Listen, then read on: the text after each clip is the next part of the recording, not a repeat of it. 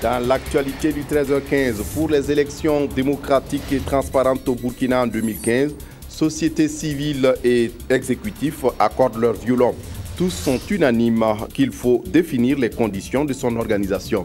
Dans cette perspective, le président du Faso a rencontré ce matin les responsables des organisations de la société civile au palais de Kosiane. Et puis, désormais, il existe un code d'éthique et de déontologie pour l'administration publique au Burkina. Le document est au stade de la validation et doit aider à la promotion de la bonne gouvernance ici au Faso. Mesdames, Messieurs, bonjour, ravi de vous retrouver. La tenue des élections en novembre 2015, voici le principal sujet d'échange entre les organisations de la société civile et le président du Faso. Tous sont unanimes de l'impératif des élections, mais reste à définir les conditions de l'organisation. La rencontre s'est ouverte ce matin au palais de Kosiane. Images et commentaires avec Karim Patrick Namouano. L'orage passé, l'objectif du capitaine du navire battant pavillon burkinabé, c'est d'accoster à bon port. Les marins, dont une partie est de la société civile, s'inscrivent dans cette ligne de mire. Mais il faut de la compréhension, car le bateau vient de quitter des eaux troubles. Nous sommes ouverts à la critique. Si vous voyez des choses qui sont répréhensibles, vous nous les faites savoir. Mais dans l'ordre et dans la compréhension. Pas dans une contestation qui n'a pas de, si vous voulez, de valeur tellement positive. Non, vous nous le faites savoir, mais ce n'est pas la peine, par exemple, de se mettre à faire un certain nombre d'exercices qui ne sont pas du tout dans le sens de la paix et de la tranquillité que nous voulons pour ce pays-là. Mais avant d'atteindre le quai, il faut franchir le cap des élections. Chacun y a sa partition à jouer. Voici les orientations des organisations de la société civile. Il y a deux opinions qui se dégagent au sein de la société civile. La première voudrait un couplage présidentiel législatif. La deuxième prône des élections générales que certains appellent élections simultanées, c'est-à-dire l'élection présidentielle, les élections législatives et celles municipales au même moment. Pour ce qui concerne les candidatures indépendantes, notamment aux élections législatives et municipales, puisqu'au niveau présidentiel, le problème ne se pose pas, là, une seule opinion semble se dégager au sein des OSC et qui est favorable aux candidatures indépendantes. Alors, pour les OSC, il s'agit simplement de respecter la Constitution, qui reconnaît à chaque citoyen qui jouit de ses droits civiques d'être électeur et éligible dans la gestion des affaires publiques. Le capitaine veut maintenir le cap et ne compte ni aller à bâbord ni à tribord. Soyez confiants que le gouvernement n'agira pas en dehors de ce que vous avez demandé. Soyez conscients que notre ligne directrice, c'est-à-dire le chemin qui nous conduit tout droit en novembre 2015, est un chemin pas tortueux. Il est vraiment rectiligne. Et soyez conscients aussi que, en tous les cas, nous sommes tous engagés pour réussir cette bataille-là. Le monde extérieur attend de nous pour se dire « Ah, voilà, effectivement, on leur a fait confiance à ces Burkinabés-là. Et effectivement, on a eu raison. » Le capitaine et son équipage s'inscrivent dans une même dynamique. Bien organiser les élections en 2015. Il y a des raisons d'espérer un bon accostage donc, surtout que les eaux sont calmes, propices pour une navigation sans entrave. A rappelé que le président du Faso tient en ce moment une rencontre similaire avec les partis politiques. Notre reporter Jérémy Sié Koulibaly, qui suit la rencontre pour nous, reviendra sur cette information dans nos prochaines éditions. En économie, les hommes d'affaires burkinabés ont désormais l'opportunité de se rendre à Dubaï en vol direct grâce à un cargo qui sera mis en ligne le 13 janvier prochain. C'est un partenariat Chambre de commerce du Burkina Faso et la société Fast Forward. Une fois par semaine, le cargo reliera Dubaï à Ouagadougou. Les opérateurs économiques pourront ainsi acheminer leurs marchandises en 24 heures. Explication d'Rissa Serré. Plaque tournante du trafic mondial, Dubaï est une destination de rêve pour des millions d'opérateurs économiques et d'investisseurs du monde entier en quête de nouvelles routes commerciales et d'opportunités pour faire fructifier leurs affaires. Les opérateurs économiques et les commerçants burkinabés ne sont pas en reste de ce mouvement. Ils sont de plus en plus nombreux, les Burkinabés, à se rendre régulièrement à Dubaï pour effectuer des achats de marchandises de toute nature. C'est pour faciliter les échanges entre Dubaï et Ouagadougou que la société Shipping & Cargo, en partenariat avec Fast Forward, lance à partir du 13 janvier 2015 le premier vol Emirates Sky Cargo. Les commerçants qui rentrent à Dubaï par semaine, ce n'est pas moins de 250 à 300 personnes, donc c'est un grand nombre. Et les volumes, ce n'est pas moins de 500 000 tonnes par an, donc ça vaut le coup que les vols directs qui seront là. Les opérateurs économiques auront désormais la possibilité de faire venir des marchandises depuis la Chine, l'Inde et la Turquie via Dubaï pour une destination finale sur Ouagadougou. Délai de livraison 24 heures, vol direct Dubaï-Ouagadougou, développement de nouveaux produits, un cargo d'une capacité de 100 tonnes, autant d'avantages et d'opportunités créés grâce au partenariat initié avec la société Fast Forward. I know the traders based in Burkina had faced many issues. Nous savons que dans le passé, les opérateurs économiques burkinabés éprouvaient de nombreuses difficultés pour importer des marchandises. Nous introduisons ce service nouveau et direct comme une nouvelle solution pour leur permettre de gagner en temps et en argent. Si cette collaboration s'avère fructueuse, on pourrait assister très bientôt à un autre partenariat, celui de l'implantation de la compagnie Emirates Airlines. Le gouvernement encourage l'initiative et montre sa disponibilité à accompagner tous les acteurs engagés pour un développement économique du Burkina. Promouvoir les principes de bonne gouvernance dans l'administration publique, un document de référence est en gestation pour les ministères en charge de l'éducation, de l'enseignement secondaire et supérieur, ainsi que du travail. Le document au stade d'avant-projet est appelé Code éthique et de déontologie. Ce matin, une rencontre a débuté à Ouagadougou pour valider son contenu. Inijanine Kambiré.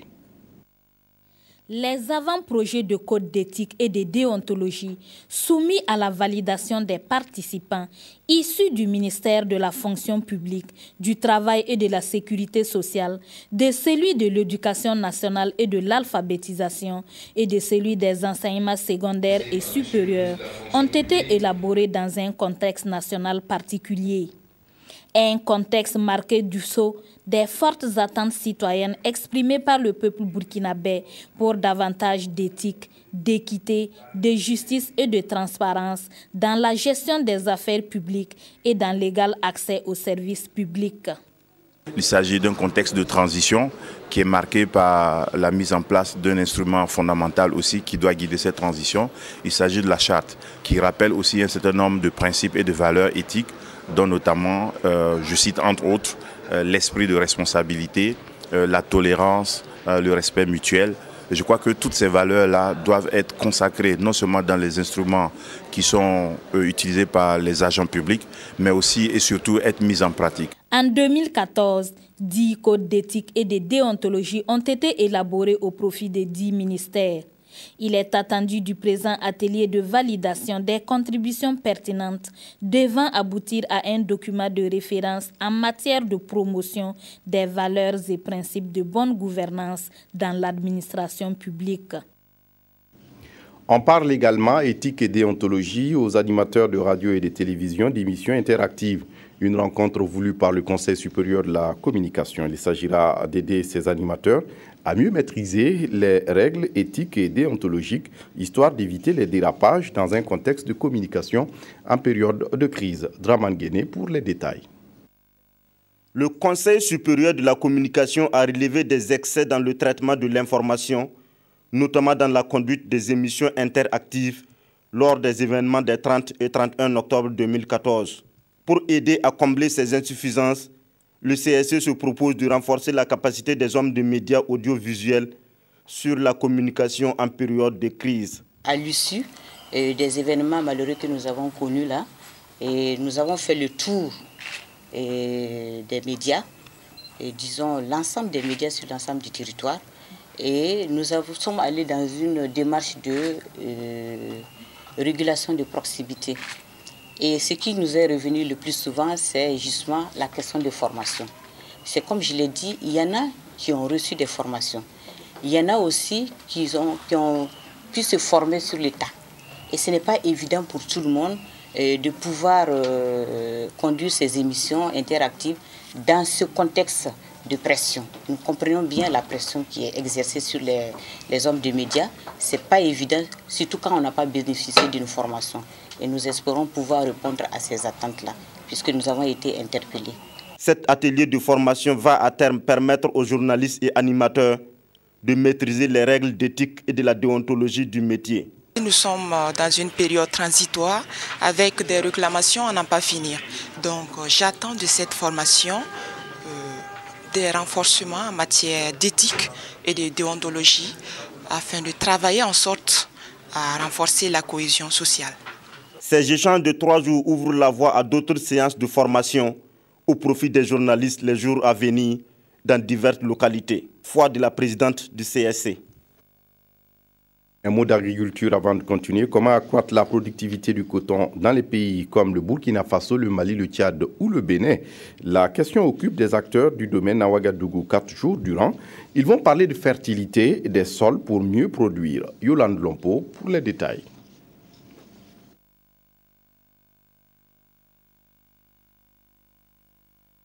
Ils se sont donné rendez-vous dans la capitale burkinabé pour discuter de la fertilité des sols dans les systèmes de production coton.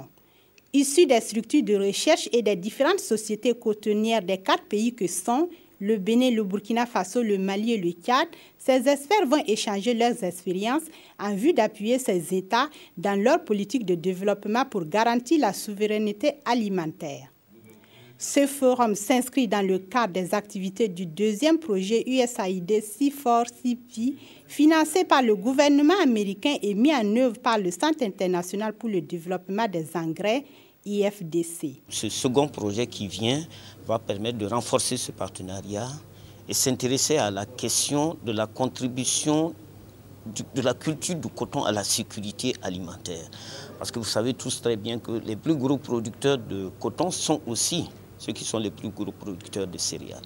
Ça, c'est un premier aspect. Un deuxième aspect qui va permettre de voir comment les impacts positifs du coton peuvent profiter aux femmes. Et puis, on revient encore sur cette question de renforcement, cette fois-ci, des structures nationales dans les différents pays pour justement les aider à développer un partenariat et donc à contribuer mieux à ce que ce secteur coton pour ces 4 pays-là, qui est stratégique, en termes de revenus, en termes d'économie, puisse être encore beaucoup plus important. D'un montant d'environ 7,5 milliards de francs CFA, ce projet d'une durée de 4 ans concernera 160 000 producteurs et productrices de coton et devrait contribuer à une augmentation de la valeur ajoutée de l'or blanc sur le continent. À présent, direction Bobo-Dioulasso pour éviter les empiètements et les doubles emplois dans les contrôles au Burkina Faso. L'autorité supérieure de contrôle d'État réunit depuis hier à Bobo-Dioulasso une 50aine de responsables des corps de contrôle. C'est une rencontre d'information. Il s'agit d'essayer d'accorder les violons. On le sait aujourd'hui au Burkina, il y a une demande pressante de justice sociale et les citoyens attendent beaucoup une reddition des comptes de ceux qui gouvernaient. Et donc, cette rencontre est la bienvenue de l'avis des responsables de l'ASE. Amadou Lougué, sur place à Bobo-Dioulasso. Une quarantaine de structures de contrôle sont conviées à cette rencontre. L'inspection générale des finances, la cellule nationale de traitement de l'informatique financière, l'autorité de régulation de la commande publique, la coordination nationale de lutte contre la fraude, le réseau national de lutte anticorruption ou le réseau africain des journalistes pour la justice et l'intégrité.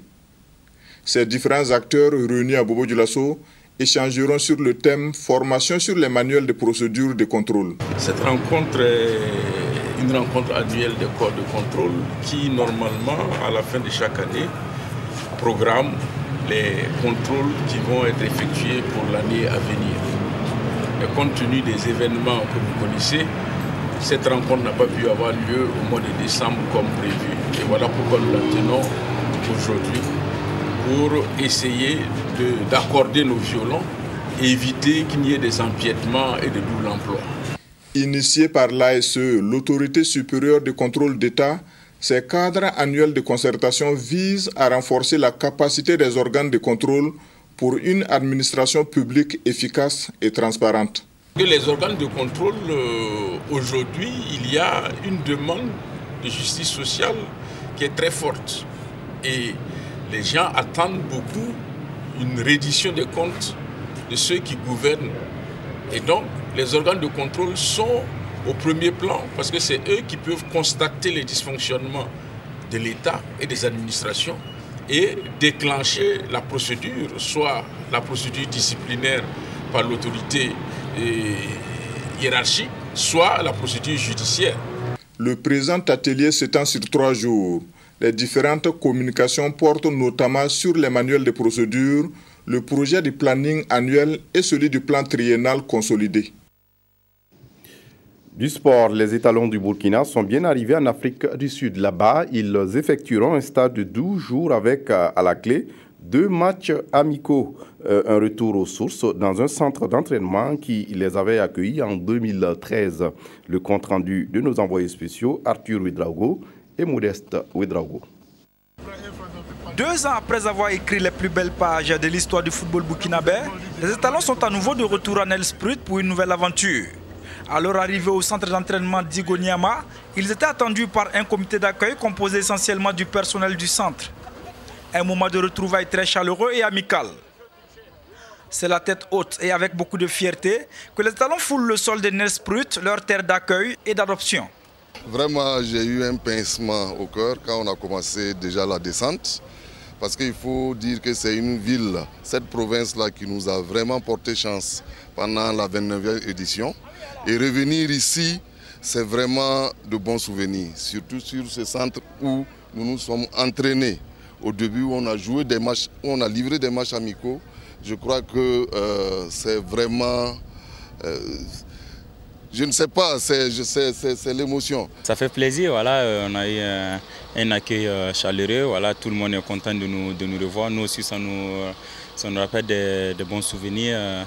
Voilà, c'est des bonnes choses. Il faut s'inspirer de 2013 pour bien préparer la CAN 2015. Le choix de ce site d'entraînement à Nelspruit n'est donc pas fortuit. L'encadrement technique a certainement joué la carte de la commodité, mais aussi celle de la chance. Quelque chose qui te porte chance, je pense qu'on ne doit pas changer. Voilà, on a fait une bonne préparation ici et ça nous a porté chance. Et voilà, donc franchement, on est venu cette année. Il y a beaucoup de souvenirs, il y a beaucoup de souvenirs positifs. Voilà, et on espère encore répéter cela. Toutes les conditions sont réunies. On n'a pas besoin de se déplacer pour aller faire les entraînements. Il y a la question d'altitude. Ici, on est un peu en hauteur. Ça va donner un peu de souffle, un peu de tonus aux joueurs pour qu'ils puissent vraiment donner le maximum demain.